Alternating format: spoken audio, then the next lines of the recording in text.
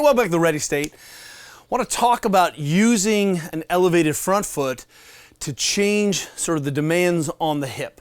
What am I talking about? We see that in athletics, being able to extend your hip effectively, powerfully with your torso upright is a large name of the game. In a lot of the training, you'll see that athletes are asked to do walking lunges and are asked to do so with upright torso, either because we're holding weights here, because we're holding weights here, or we're holding weights here.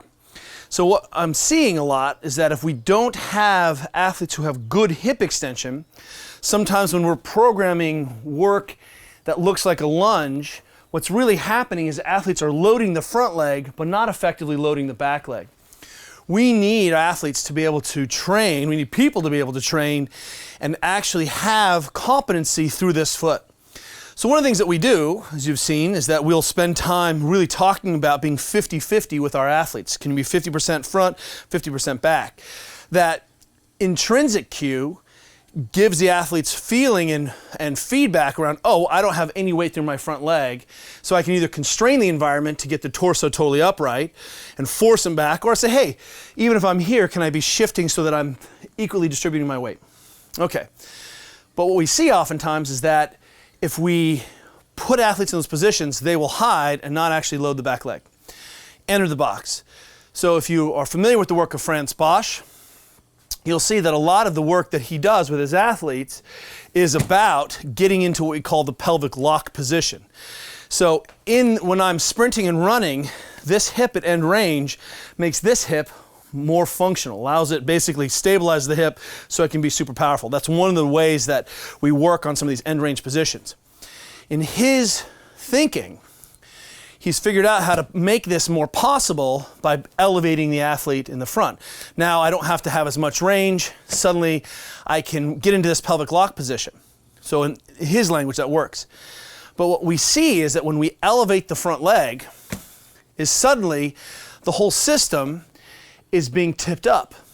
And so now, instead of forcing the torso upright, I can get the torso upright and I'm able to load more effectively this back leg.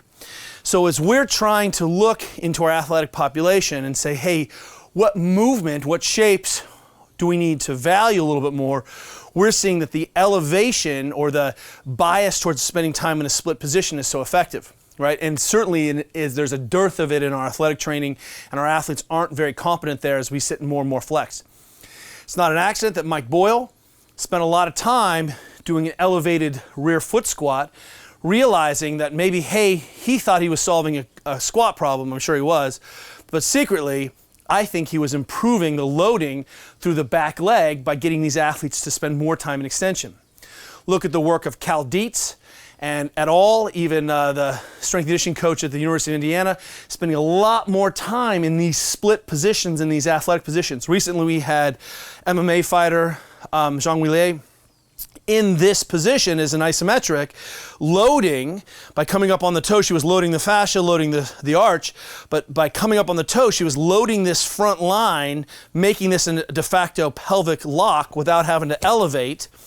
And then what she was doing is spending time in this end range position to force that back hip, this anterior line of fascia and the joint capsule musculature to be competent in this end range.